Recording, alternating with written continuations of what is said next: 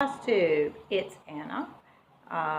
This is Flosstube number 10, double digits. This is my special co-host for today. Doesn't she look amused? This is Abby. She's a lovely cat, but small doses of human interaction, and I think I have already exceeded her tolerance for the day. At least until she thinks there's food on offer. Then she'll come be sociable. Won't you, Abby? Bye, Abby. Okay, so where was I? My name's Anna, aka Morales. I absolutely hate the shine off my glasses when I video these, and I never remember to take them off beforehand. So, let's make a note. No glasses. It is April 5th. It's a Friday morning. I've had some upheaval in my work situation, which the long and the short of it means I only have one employer now. That is fabulous because let me tell you, balancing two employers is a pain in the butt some days. It also means I am only working 4 days a week, which I am totally stoked about because that leaves extra stitching time. So every Friday I now have off, and so I'm thinking I won't film every Friday, but when I film it will probably be on a Friday. The next 2 weeks are school holidays, so I probably won't even try and film for the next 2 Fridays. But hoping once the kids go back to school, we can film again on Friday. The other side effect of the work shakeup is that those 4 days a week I am working in a consulting environment, which I find very taxing, I suppose. You can do the exact same work in-house software and in a consulting environment, and I tell you that consulting stuff, all that peopling, takes 3 times more effort for me. So hence the reason we're only working 4 days a week. Excuse me, I'll grab my coffee. This is my attempt not to cough so much, hoping that if I have a little bit of liquid, won't be hacking up a lung. And I'm so tired of cough lollies. So, I feel like I'm forgetting something. Oh, the whole point of that consulting, taxing bit. So I've found lately that, when I come home from work, I'm just too brain fried to pick up something like my Chatelaine. It just isn't going to happen. So I've been picking up the easier projects and working on those during the week, and then my Chatelaine progress gets restricted to the weekend and Fridays.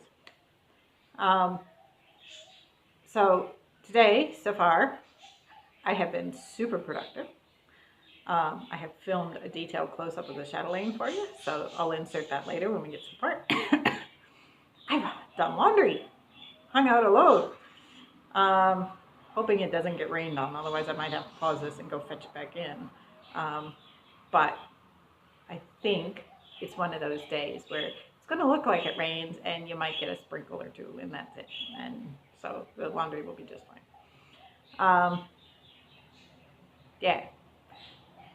But it's early yet, got the laundry done, getting the filming done, and then I'm going to do nothing but stitch. And that brings me into a good segue for a shout out. Because, those of us who work and obsess about crafts and whatever never have enough crafts to do we? And so I was watching, to be honest, watching Flosstube videos, see people like Jessie Marie that have the knitting and whatnot. I have in the past always just get to the knitting part, move on to the next video, because like everybody else, we're so far behind on Flosstube, we'll never catch up. I had 3 weeks ago zilch interest in knitting whatsoever. Yeah.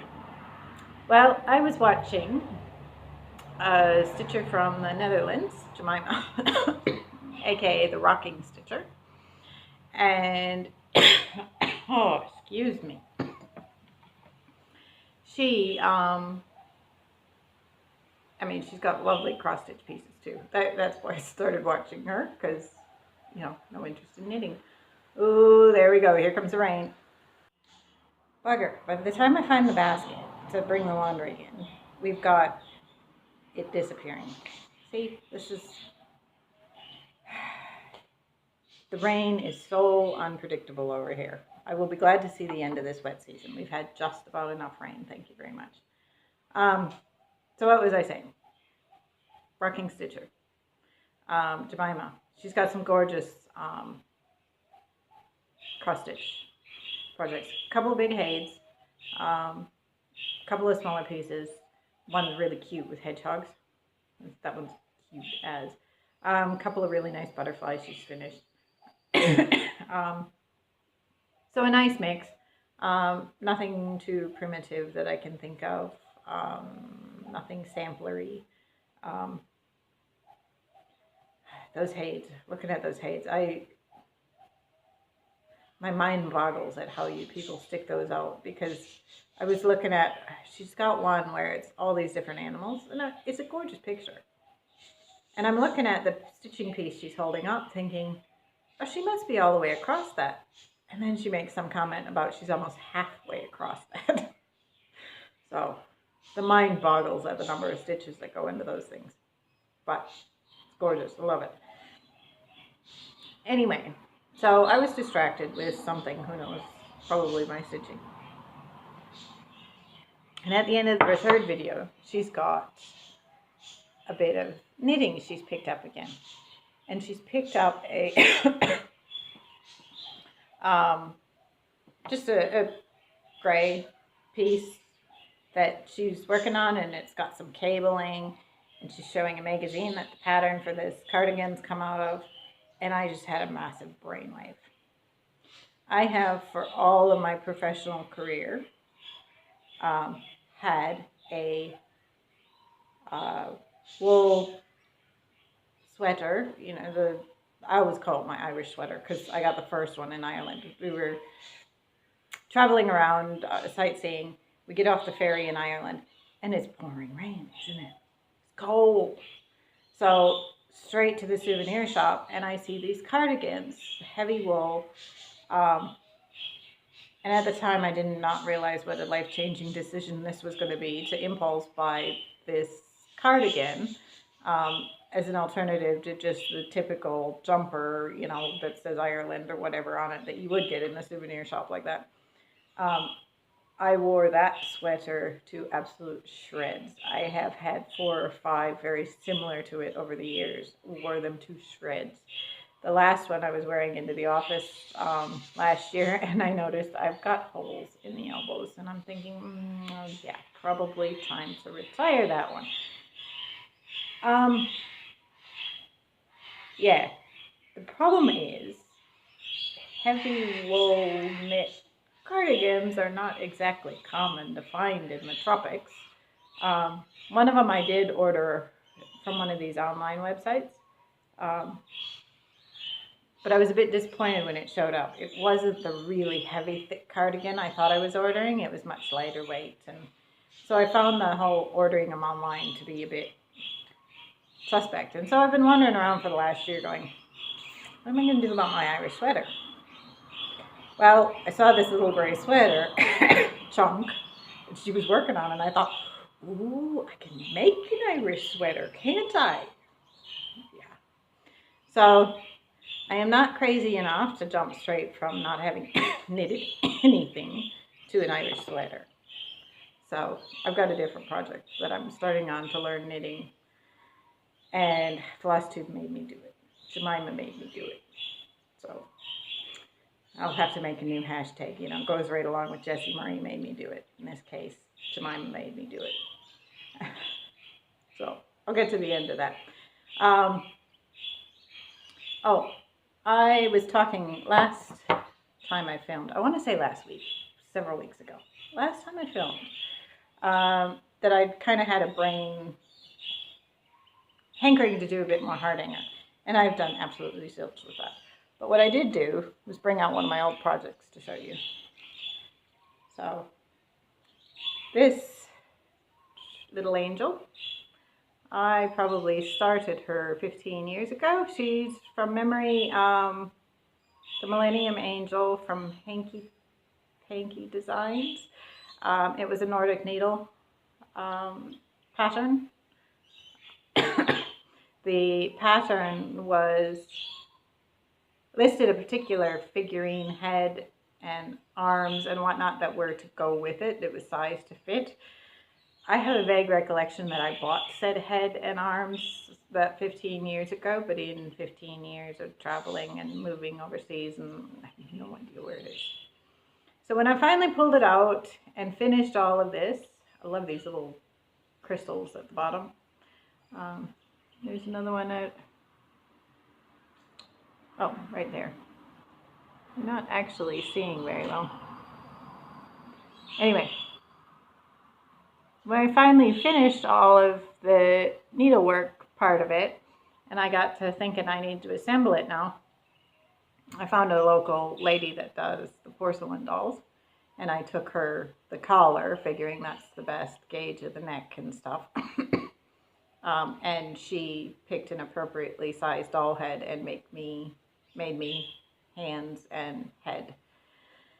Because I don't need to take up porcelain doll making to boot, do I? Yes. So I have decided, you know, I really enjoyed the heart hanger, and I got a bit creative, and I was using blending filament, I think, silver for some of the eyelets. I wasn't game to use it on the woven parts. I didn't think it'd be strong enough.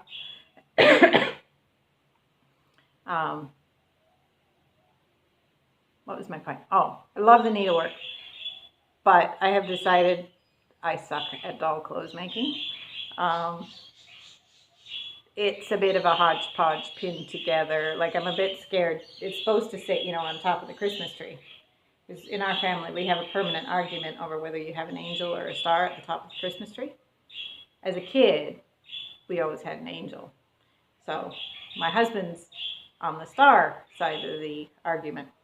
So I figured, well, if I make an angel, I win the argument, don't I?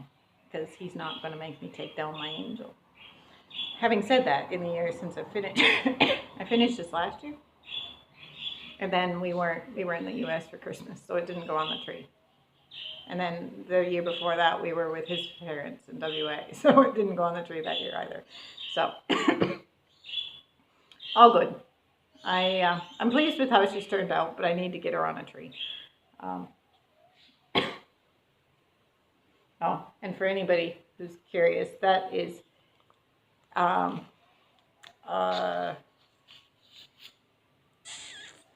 just a little thing for her to sit on, you know, with a hole that can go over the tree. This is a plastic, you know, the cheerleaders use them, the horns that they holler through. And I cut it down, painted it white so it wouldn't show. Some styrofoam at the top. And then the inside of the head is hollow. I debated trying to glue or physically attach that. I'm undecided. Yeah, given she hasn't actually been on a tree yet, I'm a bit worried about how she will hold out, because I don't feel like she's particularly steady when she's all put together. But we shall see. But no more doll clothes for me. Still thinking about that heart hanger. Getting back to that. Oh. Excuse the reach. So, as far as stitching, like I said, I've been doing a fair bit of, oh, you know, and I forgot to bring my board out here. I've been doing a fair bit on the easier projects. So in my book, that includes the Dimensions Peacock and the Horrific Halloween. So that's where I'm up to with Peacock. This is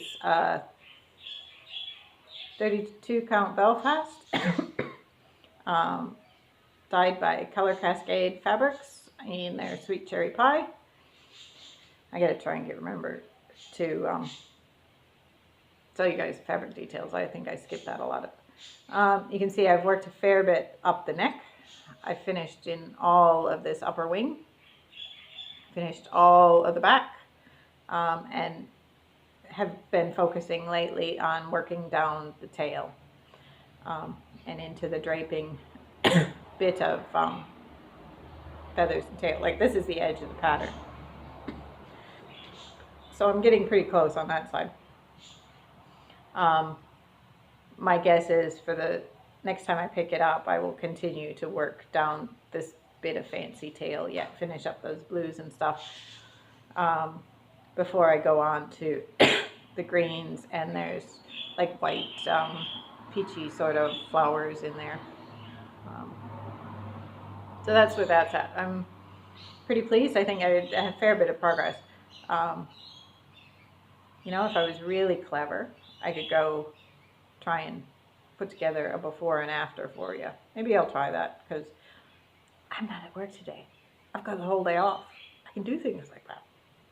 So if I'm clever, I'll insert a before and after next to each other here for you.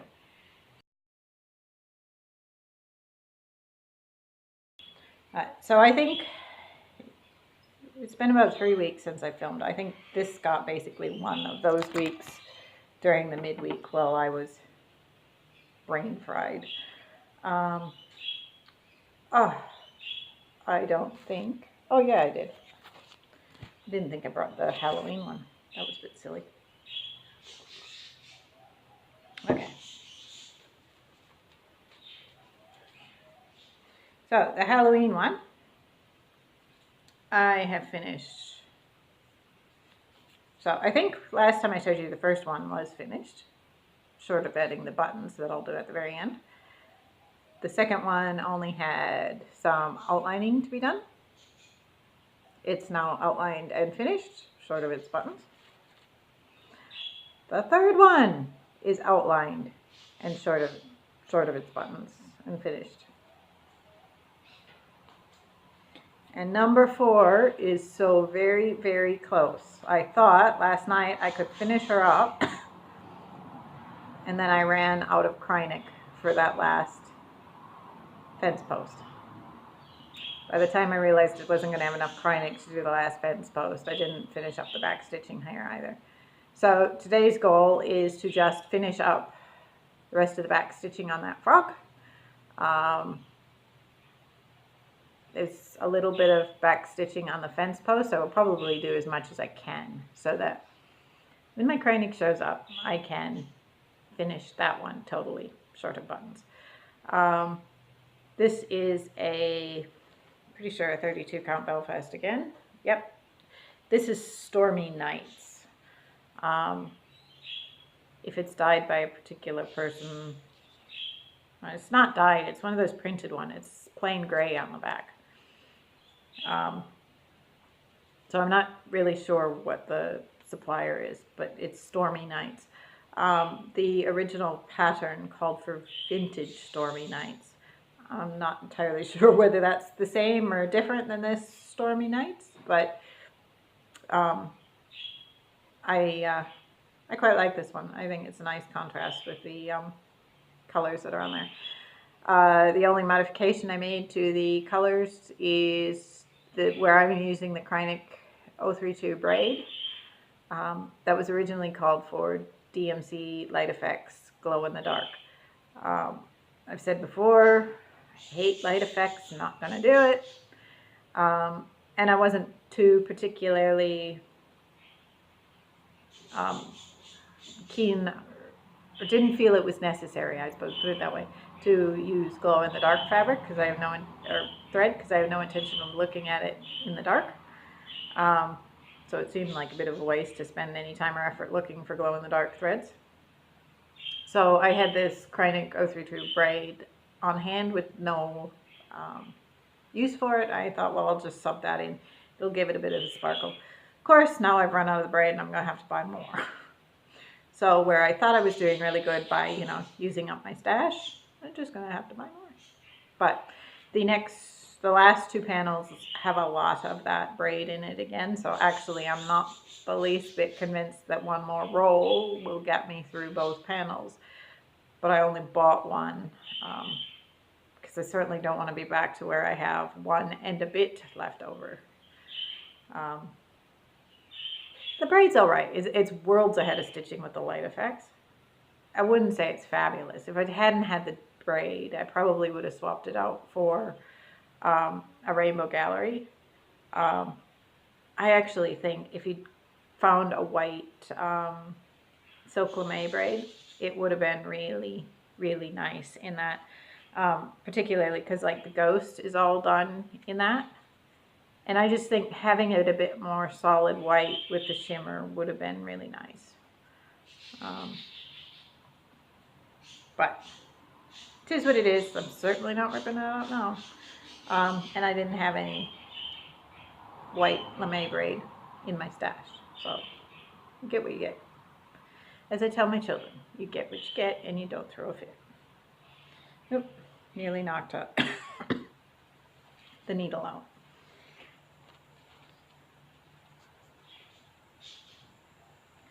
Okay, so that is the project on the Halloween one.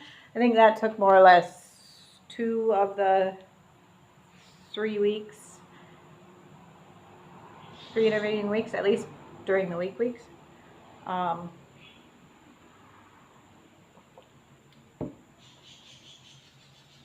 I don't think, yeah, so that basically leaves the weekends and the intervening time I've been working on the Chatelaine. Now, I will just give you basically an overview because I'll insert a video I did where hopefully you can see the details a bit more closer up. So, let me see. That's the whole thing so far. This is where my board would have been handy. And I've come around. All this is new. And I guess I will be continuing to work around the border because Magical Stitches said so when I was over here making the decision. So, at least until Magical Stitches tells me to do something else. I have to admit, I've been a bit slack with my Magical Stitches homework the last couple of weeks. Sorry, Gryffindor. But I was kind of overcounting. And I just wanted to stitch. And so I just stitched. And when you're brain fried from working, counting doesn't help. So, getting back into it this week, so I'll try not to be so slack. I will insert the video of the details here. G'day, Flosstube. Trying something a little bit different today. Wanted to try and get you a view of the Chatelaine that you get a bit better idea of what it actually looks like, rather than trying to manhandle this massive thing over the canvas boards I've been using to hold things up. Hopefully you can pick up a little bit of the detail of the specialty stitches around the border, the pretty gold outlining, things like that, more specialty stitches in there. So this section is more or less complete. There's clearly a lot of beading and stuff to go in place. There is also one row of metallic in here that I've missed. Quacka, hush! Figures. As soon as I start filming, the dog starts yapping. Excuse me. I can't remember whether that metallic's, I assume it's got to be a blue. Maybe it's gold. I'd have to go back and look at the charts. But we got beads through here. Eyelets. There's some rice stitches. They're in a very white cream color, so they're not showing super well. But of course, heaps of beads all through here. Yeah, so this T, for anybody that's wondering, will not stay there. That's just my marker, so I don't get the piece orientated wrong when I'm working on it, to make sure all my stitches line up in the right direction. I had a much more subtle marker originally. Let's see, doop, in the little corner, but I found I'd work, 2 or 3 strands in the wrong orientation, and then I'd find my marker. So that didn't work so well. We've got much harder to miss now. So if I pull you up, you can see above the Zen Gardens, you start to get bonsai trees. So in here you can see I've done all the outlining for the mossy rocks. We got Jessica stitches for the water lilies. Their stems are long stitched, and so they're still missing yet. I'll add them towards the end so they don't get handled a lot while I'm stitching.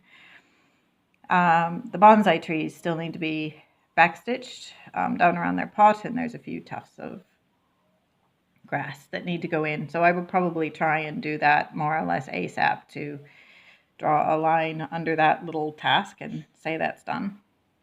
We have lovely rice stitches that go, excuse me, all the way around the borders. I love the rice stitches are done with 3 colors. So there's a metallic at the very bottom you can't hardly see. But this top color is Wood Pond. I think it's a Gloriana, and it variegates between a soft blue, green, and into a brown. And I reckon it's one of my favorite colors in the whole piece. It's just gorgeous.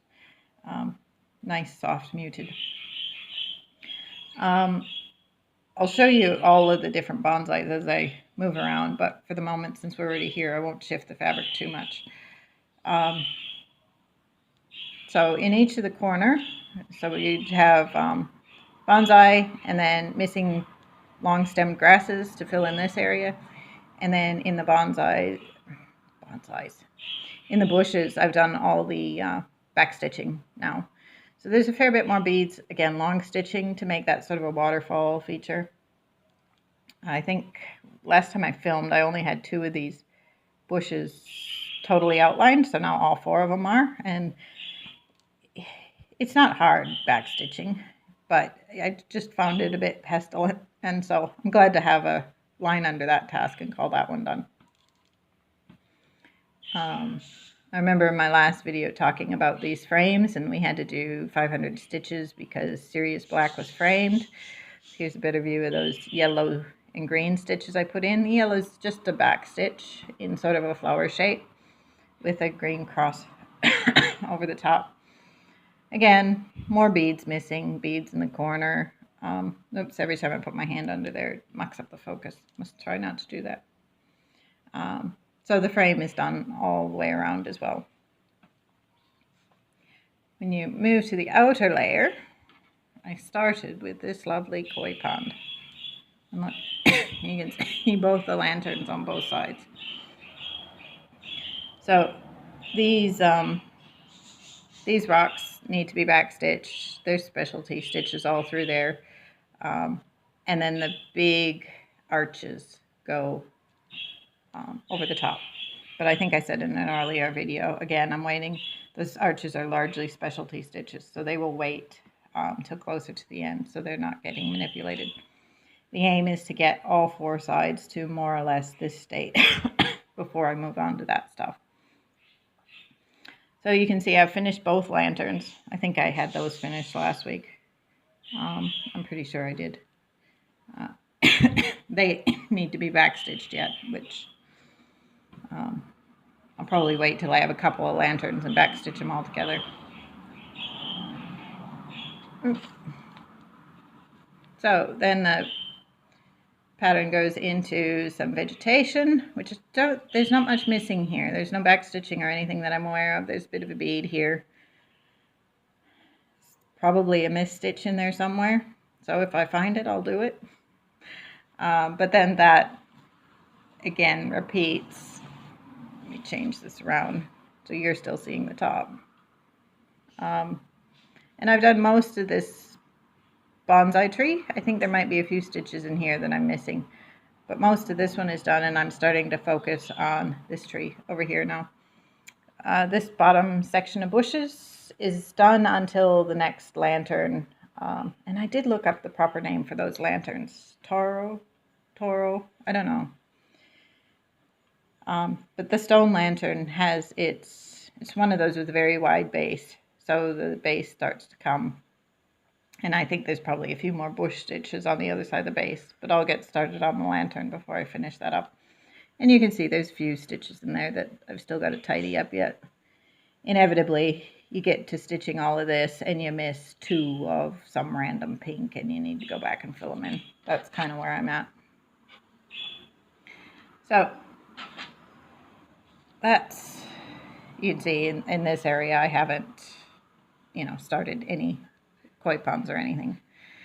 But I think the aim is basically going to be keep working down each side and around the entire circle. So the second of the bonsai trees, these again need to be some backstitching, outlining. Shouldn't take too long. Honestly, I thought adding these leafy bits wouldn't take very long, and that was a deceptively big job for each of the bonsai trees.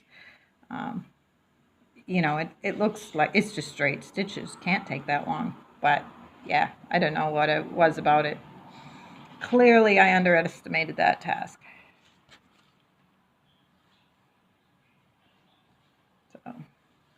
So, let's see if I can turn around so it looks to you like it's upright. That's probably my least favorite of the bonsais. You can see this one, the pot is missing its gold, so I'll have to go and add that in. I don't know, it's just not as dimensional as the others. It kind of stands out in that regard. It's very flat, although it reminds me of a weeping willow we used to have in the backyard, so that's kind of cool. And the very last one, this one is my favorite. And this, I'm sure, is my favorite just because of the colors. I love that dark brown and the bright greens. But again, backstitching in the pot. I try and, you know, when I get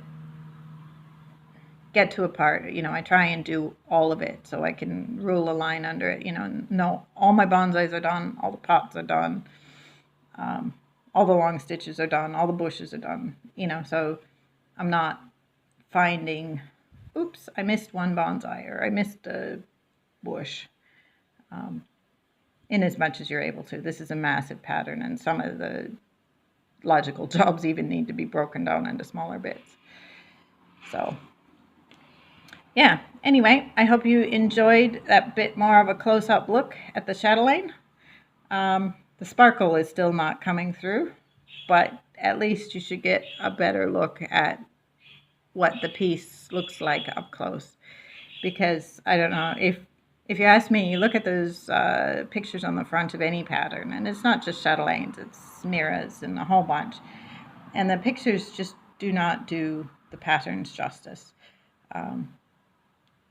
Yeah, they're almost always better in real life than they are on those photographs. So, hope you enjoyed a look at the Japanese moss garden mandala, and I'll see you back in the main video. Cheers! Hope you enjoyed those details and were able to see it, and I hope I gave myself a long enough pause to fit that in. What else is on my list? Stitch from Stash. So March has officially finished. Go figure, it's April. I did better this month. You may remember I started March, $188 in the hole. Not impressive. Had a $30 budget because I work on such big projects. There's no credits or finishes to speak of. I did spend $15.50 on some DMC. So heading in the right direction. $15 is less than $30. So my new balance is negative $173.75. I don't think I'm going to end this segment in the black, but it is what it is. So, what else has been going on? I have gotten a couple of things show up in the mail that were ordered previously or for Floss of the Month clubs. So one of the things I've long looked at these mirabilias and stuff, these big fancy ladies, and I thought I really must do one of those. And then I saw this. And I thought, she is so awesome. So completely spontaneously, yep, put me down for one of those. That showed up. And this is the DMC I bought was for this. She also calls for about 4 different things of Krynic braid, which I am replacing with the petite treasure braid. So the petite treasure braids are on order. I don't have all the DMC. It was just kind of what was opportunistic that I've got. No idea what fabric I'll do her on. No idea when I'll start her. But, you know, just acquiring bits and pieces as we need to. Some definition in that. So I also joined the Silks for You Floss of the Month Club. I always look at those big Silks for You skeins and they're gorgeous, but they're so much floss. I don't know that I'd ever use that much floss on something. I don't know. Of course, I haven't done one of these big, massive, limited palette pieces either. Maybe on one of those I really would. Anyway, so this month was obviously a whole bunch of different blues. They don't have any names or anything that I can see. It's just basically March 2019, Silk of the Month, number 5, number 2. This one on the end is showing much more purple in the camera. It's not really that purple. Like it is purpley blue, but it's more blue than purple. Anyway, I thought they were a really gorgeous bunch of flosses, but no idea what I'll use them for at this point. But they came in a really cute little bag. I don't know, be good to put a little gift or something in there one day. I don't think I'll use it for storing my flosses per se. Now that I'm starting to collect a few fancy flosses that really don't have an agenda, I will need to figure out a bit more of a proper storage system. I bobbinate all my DMC, but I'm hesitant to bobbinate the silk. I'm just not sure it's really up to it. My other Floss of the Month club is Journey of a Stitcher. Focus. Well, take my word for it. It's Journey of a Stitcher. Pretty sure it's Etsy. Yeah, Etsy. And she does the, it's a Build-A-Stash. So these are the dinky dye ones, and it's, you know, just the regular dinky dye threads. She sends you 5 out of the selection that Dinky Dyes has. So last month it was threads 1 to 5, and this time it's 6 through 10, I assume. So number 8 is Mint Ice. Oh, number 9 is just mint. So those two are pretty similar. The mint one is just a little bit, got a bit more blue in it. Mother of Pearl. Tutti Frutti. That one's a bit, I'm not sure. Like it'd be perfect for something for a little girl, you know, somebody who's still in that really unicorns and fairies stage. It's a bit all over the place, I think, for my usual stitching, you know, the brighter teal blues to the brighter purples. And then this one is Cloudy Sky, number 10. So again, no real agenda for those, just mostly trying to build up a stash that, you know, when a pattern calls for something, I have a few things on hand to just put down as options, rather than necessarily go out and buy some more. It's also just a bit of an experiment to see how I like these Thread of the Month and Fabric of the Month clubs. I have canceled my Color Cascade Fabric of the Month club. I should still get 2 in the mail yet, but I won't get any more after that. I don't think it's a big secret around the community. The Color Cascade fabrics are gorgeous. I love working on that Peacock that's on there, Sweet Cherry Pie one. And if that was the only part of the equation, I wouldn't be canceling. But the reality is, at this point, I haven't seen my fabrics for January and February, and it's now April. And this is a fabric of the month club, not it shows up 6 months later club in my mind. So I couldn't justify continuing to pay invoices when fabrics weren't showing.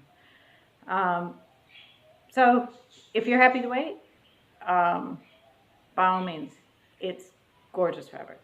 No complaints there. And from the other stitchers I've talked to, there is no question that it will show up eventually. It's just a case of when. So,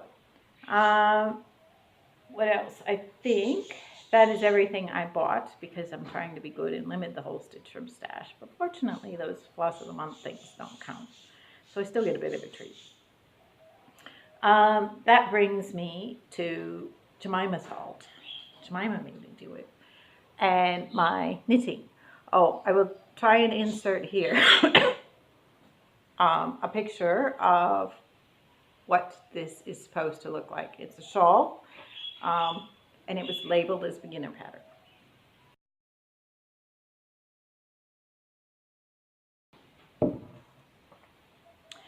Now, keep in mind, I know absolutely zilch about knitting. I started with YouTube and how do we knit, and I'm not even convinced that the pattern that I picked that is supposedly a beginner pattern is terribly beginner, but it is the one I'm starting. So me and my trusty cheat sheet, you know, I find it really confusing. Knitting and purl stitches are basically inverted. So I'm like, do I twist it left to right? Do I do it at the front? Do I do it at the back? I have a cheat sheet so that when I look at it, I can remember. So my pattern is split into, there's a setup section, section A, B, and then you repeat section C 4 times, I think. Plus then there's the finish off. So my understanding is this is the bit that goes around the back of your neck. And I must be showing you the back, this is the front. So if you are a knitter, have mercy. I am sure there's gobloads of mistakes everywhere, but this is the very first attempt. When I started this, just to get through the setup section, I had some cheap $2 store threads, yarn. And was just basically practicing, trying to get through my forecast on stitches and then whatever the next drawer called for. And I had so many stitches that would just randomly appear and disappear and didn't know where they were coming from or where they were going. And I'm like, I just did 6 stitches. How come I have 7 on the needle? Took me a while to work that out. And now I think I've passed that point at least. But I'm sure at the start my tension was way too tight. Now I'm not entirely convinced it isn't too loose, but at least it's a lot easier to stitch. And, you know, I can start to see, clearly there's some yarn overs in there and a bit of the pattern coming through. So it's a learning experience. My middle daughter wants this shawl, so I will stitch it. I will learn a lot. I will, she'll wear it, I'm sure. I actually really like the shawl, the look of it, so we'll see. Once I get to the end, I may stitch it a second time just purely for practice, so I can put the 2 supposedly identical projects next to each other and see a before and after of my learning. Yeah, so if you have any tips for the idiot who doesn't know how to knit, send them my way. One day I'm going to get to that Irish sweater, but I've struggled a bit for what pattern to pick for the first time around because living here in the tropics, beanies and scarves are just not really useful. Shawls and stuff though, definitely if you go down to the ocean in the evening and stuff, it gets quite cool with the breeze and stuff. So, and obviously my Irish sweater in the office air conditioning is where I want that. So there's a few things, and I just try and find something a bit more appropriate to my environment than beanies. Although it's funny, if I grew up in Wisconsin, so we had a proper winter. We had snow. My whole family skis. The local football team plays on the frozen tundra, and I know what winter is. The locals, it gets down to say 50 degrees Fahrenheit, which is still warm. And the locals, it makes the front page news, and they're wearing beanies on the beach. It's quite hilarious if you ask somebody who grew up with a proper winter. So, my plans for the day, I need to stitch a bunch more rows on that. Predominantly because I think it's been about a week since I've done any stitching, and I'm still too worried about forgetting between when I pick things up, put them down, that I feel like I don't want to leave it any longer. So I'm going to do a few more rows on the shawl. I'll try and get several. I doubt I'll get all of section B done. But I had to laugh. At this point, my rows are about 40 some stitches long, and I was watching Jessie Marie last night, and her little knitting section, she was working on something that was 500 stitches long per row, and I'm going, oh, I thought my rows were so long. So clearly I have a bit of an adjustment to get over there. So job number 1 for today, knitting. Want to get more rows. Job number 2, finish the horrific Halloween up until, and basically as much as I can do without the cryining. I won't start the next panel. I think I'll put it away at that. And then job number 3 is basically cram as much of the chatelaine in as I can. Because, actually tomorrow I'm going stitching with the local girls, so I'll have time to work on the chatelaine then too, so that'll be good. Yeah. If you find you have a local stitching group near you, highly recommend. It's really nice to just be able to go have a Saturday morning gas bag with some other stitcher ladies. It's a lot of fun. So, Michelle, if you're watching, I'll see you tomorrow. And anybody else, but I think, Michelle, you're the only one that watches Flosstube. We got to work on the others. All right. I will, excuse me, I will chat with you next time. Have a good one. Bye.